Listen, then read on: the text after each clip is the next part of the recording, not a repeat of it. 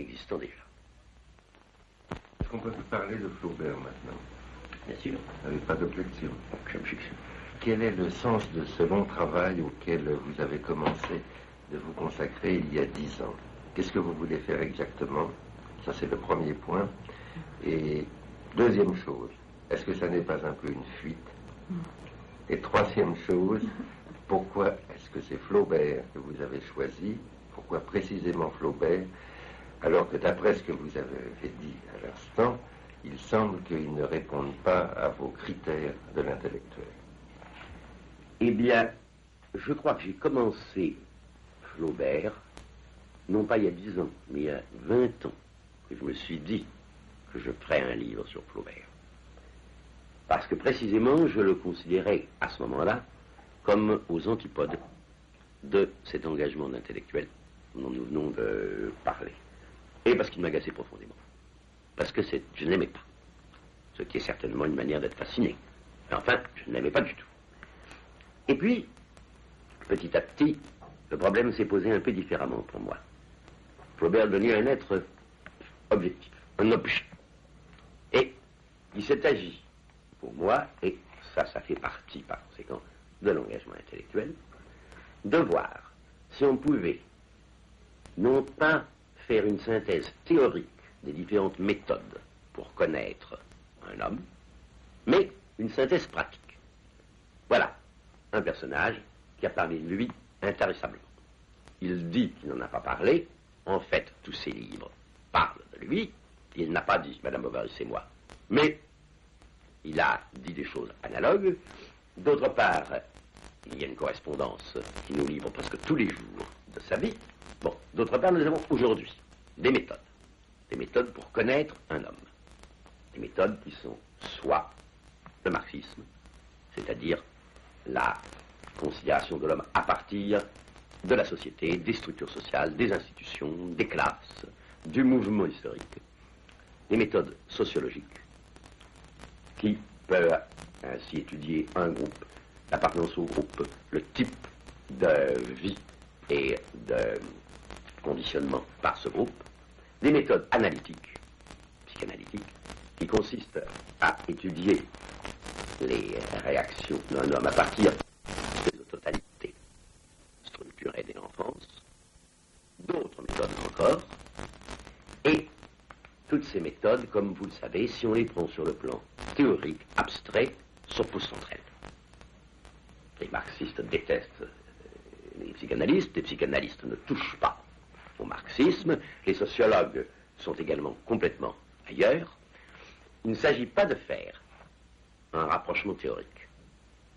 Ça n'est pas aujourd'hui possible. Le problème est de savoir, est-ce qu'on peut, dans l'étude d'un homme qui a donné tant d'évidence sur lui-même, est-ce qu'on peut arriver plus loin en l'étudiant simultanément de tous ses points de vue?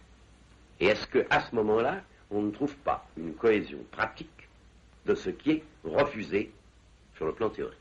Ça a été le deuxième plan. Autrement dit, Flaubert, c'était pour moi à ce moment-là, comment connaître un homme. Et puis maintenant, alors il y a la fréquentation. Et il y a 10 ans maintenant que je le fréquente, et j'ai bien changé. Ça n'est plus du tout l'ennemi type, c'est un peu un frère ennemi, si vous voulez. Je le comprends mieux, je crois mieux le comprendre, et ça, si c'est vrai, ça prouve que j'ai eu raison de faire cette étude comme ça. Je pense en même temps que c'est un homme qui donne l'impression de ne pas être un intellectuel, parce qu'il n'a pas été engagé, mais qui a de l'intellectuel ceci, c'est qu'il a souffert de ses contradictions, plus que personne.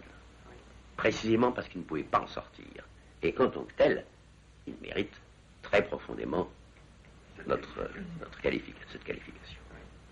Alors, vous voyez, alors vous me demandez si c'est une suite. Ben, je me le demande de temps en temps aussi. Parce que je vous ai dit au départ, n'est-ce pas, que il fallait le travail et l'engagement pour qu'il y ait la réalité de l'intellectuel. Bon. Mais, en effet, j'étudie un homme, c'est pas tout à fait parce qu'il n'est pas engagé, mais je me dis, j'étudie un homme qui a vécu les contradictions d'une société qui n'est pas la nôtre. C'est-à-dire de la société bourgeoise au moment de l'accumulation du capital. Il posait les problèmes autrement. Il était d'ailleurs de famille en partie rurale. Les problèmes et les contradictions ne sont pas les nôtres. Est-ce que je ne fuis pas dans le passé des choses trop fortes aujourd'hui? Je vous répondrai que c'est possible. C'est possible, par moment. Parce que, comme je vous le dis, la condition intellectuelle est très difficile à réaliser et à tenir. Alors, c'est une chose qui est probablement en partie une suite que d'aller se réfugier là, c'est-à-dire d'éviter le lourd poids des réalités et non seulement l'évolution générale du monde dans laquelle on est pris, qui n'est pas très encourageante, mais encore des tas de déceptions particulières dans des luttes politiques. Bref, il y a une tentation. Mais je dois vous dire que c'est ça qui constitue aussi l'intellectuel et sa contradiction, c'est qu'il a envie de ne pas être intellectuel. Ce n'est pas agréable d'être intellectuel. Il vaut beaucoup mieux faire un travail rigoureux, par exemple étudier un auteur en s'occupant uniquement des problèmes qu'il pose, ou bien faire des recherches scientifiques. C'est beaucoup plus agréable que de rester comme ça, le pied entre deux chaises, à méditer sur ses propres contradictions et sur les contradictions du monde. Simplement, ce qu'il faut savoir, c'est que c'est comme ça et qu'il faut résister à ces fuites.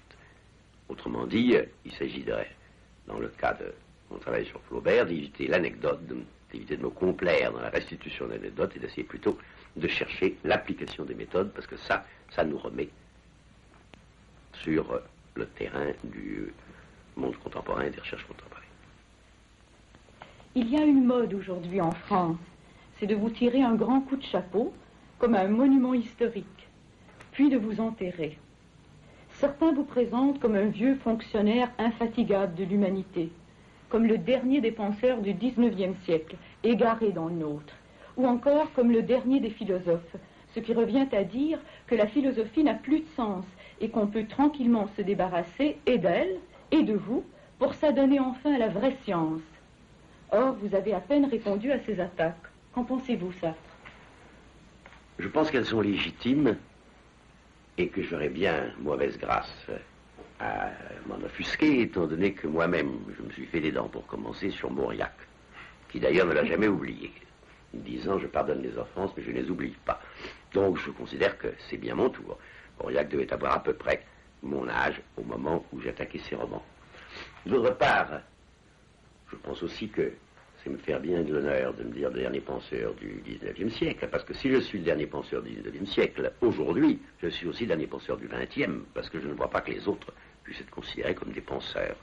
Ce sont ou bien des rhétoriciens, simplement des rhéteurs, ou bien des sophistes. Mais ça, ils se font les dents, ils feront autre chose, ils deviendront autre chose, ou ils disparaîtront, peu importe. En tout cas, si j'en parle peu, c'est parce que je ne pense pas qu'il y ait lieu de perdre son temps à répondre à des attaques. Il y a à faire ce qu'on a à faire. Je ne m'en vais pas défendre mes intérêts idéologiques en me lançant dans des controverses passionnées, comme font par exemple les gens du nouveau roman, s'attaquant entre eux, et puis entre eux, il ferait mieux d'écrire des romans. Ils ne le font plus maintenant, je pense qu'ils devraient le faire. Et de même, moi, je travaille Flaubert, c'est ma seule réponse. Et c'est au public ensuite à juger, c'est aux gens qui travailleront après de voir si ces méthodes sont bonnes ou si elles ne le sont pas. Vous voulez rien dire de plus? Non. Très bien. Bon, alors je voudrais qu'on revienne à autre chose. Tout à l'heure, quand Madeleine vous a demandé qui êtes-vous pour juger, vous avez répondu, mais comme ça, sans réflexion, n'importe qui. J'aimerais que vous en parliez. Par exemple, à la fin de votre livre Les mots, vous posez une question à propos de vous-même, vous vous posez une question à vous-même, et la question est celle-ci, que reste-t-il? Et vous répondez, c'est votre réponse, tout un homme fait de tous les autres, et qui les vaut tous, et que vaut n'importe qui. Aussitôt après la parution des mots, on vous a décerné le prix Nobel de littérature. Vous l'avez refusé, et ceci a fait dire à quelqu'un qui vous aimait bien, et je trouve ça extrêmement drôle, et j'aimerais que vous parliez là-dessus, décidément, Sartre est plus n'importe qui que n'importe qui. Eh bien,